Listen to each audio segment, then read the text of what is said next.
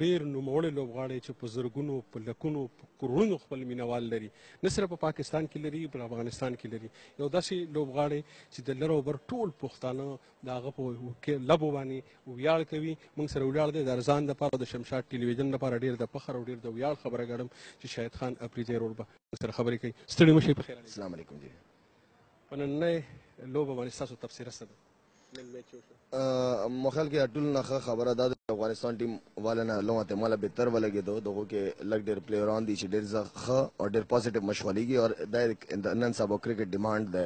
مخال کې دغه اندازه خپل فټنس لیول ښه کړي اور نور ښه پرفارمنسز ورکړي، دغه کانفیډنس لیول به هاي شي، سمره ډېر کرکټ کوي ماره به دغه لا فائدہ ملويږي.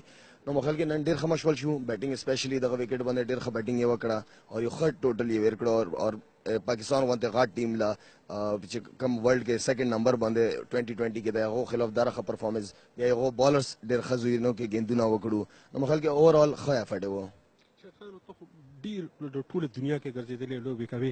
دا راته وایي چې د افغانستان ملي ټیم چې دی کوم اړخ ته داسې تا ته کمزوری ښکاري چې هغې طرف ته ډېره توجه ورکړي چې تا ته ډېر کمزوری نه پرې نیول کړي؟ مخال کې زه به دا یم کنه چې 50 اوور میچونه د زیات کوي.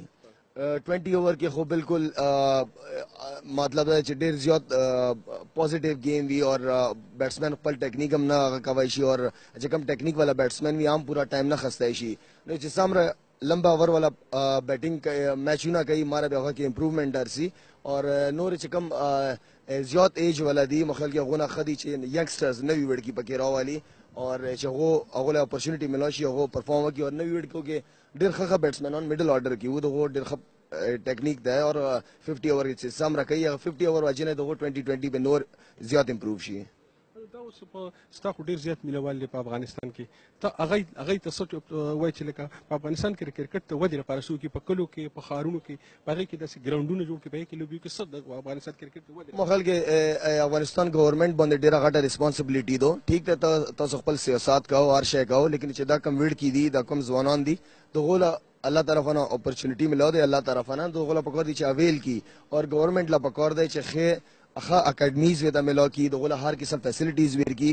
مخال کې دا یو دغه کې ښه شایده ده چې وی جذبې نه مشغولېږي جذبې سره چې دغه کم فینس دي دغه چانه والا چې کم افغانستان کې یا بهر دي نو دغه فالو کوي. نو خدای چې سامره اکیډمیز د افغانستان کې جوړ شي ماره به دغه کرکټ اور آشه امپروو کیږي.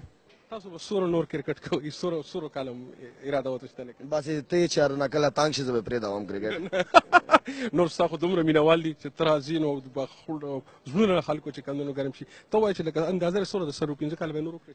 نه سالو 15 کال 2015 پرې ما فلحال فوکس کړی د 2015 پر کرکټ کوم هغه نه بعد خپل ځان قسم اور خپل زغونه چې 2015 پرې چې مشغولېږم نو ښه زبردست فټنس اور ښه پرفارمنس سره مشغول شم.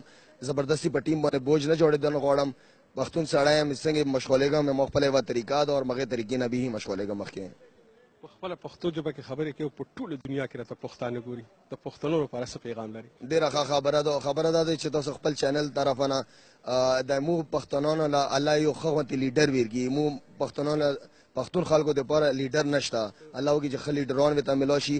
مو پښتون غوندې خلک چې هم نشته اور مخال کې زه خو ډېر فخر کوم چې مو مشران ټول افغانستان سره تعلق ته خلکو سره مشران بزرگان چې کله هم حالات خراب وای نو مو مشران همیشه افغانستان لتلو جرګې په شکل کې اور الحمدلله ډېر زیات مو خالتي حالتنه مخبلوان اوسېږي اور ان شاء الله ډېر زر به زم افغانستان له چکر لګزمي لګوم. ستا ډېره مننه چې تا زموږ لپاره دا وخت راکړ موږ سره د خبرې وکړې. ډېره مهرباني تاسو ډېره مهرباني پښتون سړی پښتون چینل دا ځکه سره هم غړېدم.